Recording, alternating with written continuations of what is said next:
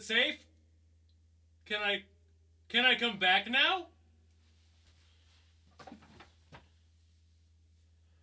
I was so freaked out about that copyright notice that I decided I wouldn't be doing reverse 1999 stuff again, but apparently it was just a mistake. A big whoopsie from corporate greed. Who would have guessed? Anyway, okay, let's get to this one. This one is Sailing on the Hearthwind. It was requested by Hasnian Crow as well as a Cocoon of Her Own, but this one's a little bit shorter, so I'm going to start with this one tonight. I had some issues around the house that I had to deal with today, so my recording time is surprisingly short, despite this being my full-time job at this point. So that's what I'm going to be doing. It's a 2-minute song, so it should be pretty easy to sit down, listen to, and talk about. So I guess without further ado, let's go.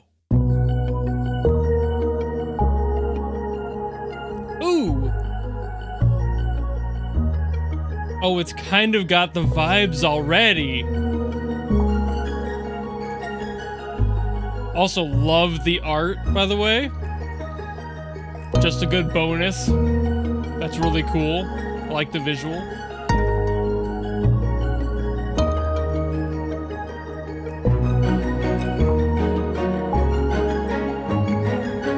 Okay, we're getting waltzy now. It's so bouncy.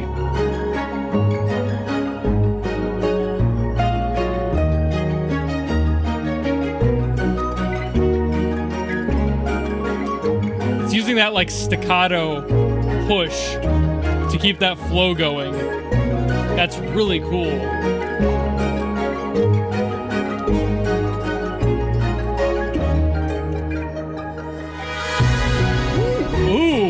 Ooh.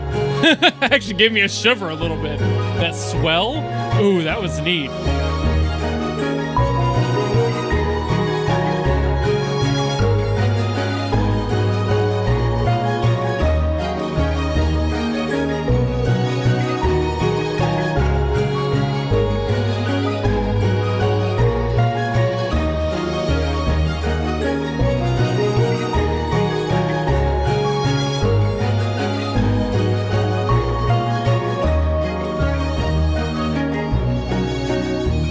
This is delightful.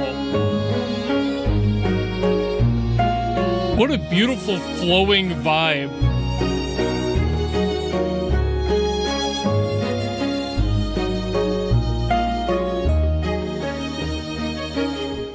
I've heard a couple of songs using the 3/4 waltz recently, and I love that bounce to it. And this song, even more so. What a beautiful bounce. What a fun rhythm to it. That pulse it had was just absolutely fantastic. There was an aspect so beautifully soothing to this one. It almost felt like a Ghibli film. This was such a good song. What a beautiful track. It felt legitimately like it could have come straight out of like The Secret World of Arrietty or Totoro. Just this wondrous, mystical kind of bop to it. It had such a great energy. I think what mostly gives it that feel is all the strings. Like, there's such a variety of strings in this. I heard guitars, a couple of them. I heard multiple different stringed instruments. They were all layered so well. They were utilizing their warmth and their more like cold chords as well. Those harsher tones, like the high notes on a guitar, for example. Just stuff like that. There was a little bit of a sharpness there, but they also had this beautiful whole body,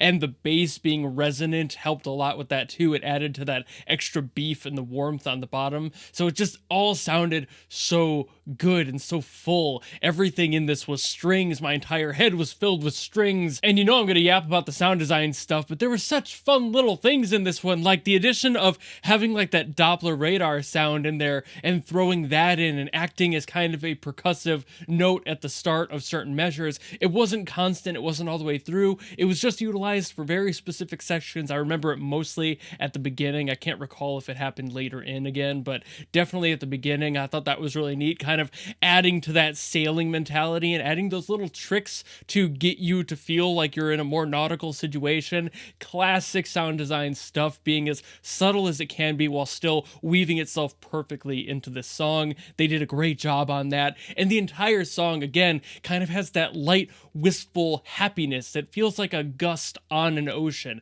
It has this energy to it that makes you feel like you want to just drift away with it. And I think a lot of that does play in, of course, with the strings again, but also the key played in, the certain choices, this song itself being in a waltz and being kind of bumpy. And it's just kind of, it's got this bounce to it. You just can't help yourself but sway to it and enjoy your time with that. And just kind of find an inner peace while you're hearing a song like this is so easy to do. And that's exactly why people write stuff in this way for this sort of mentality. Something that's supposed to be chill, calm, relaxing, like a nice, soothing float on the ocean. You know, it's perfect for that. Flying up in the sky and just kind of floating through the clouds, you know, like for whatever reason, you're up there, be it a plane, be it the character can fly.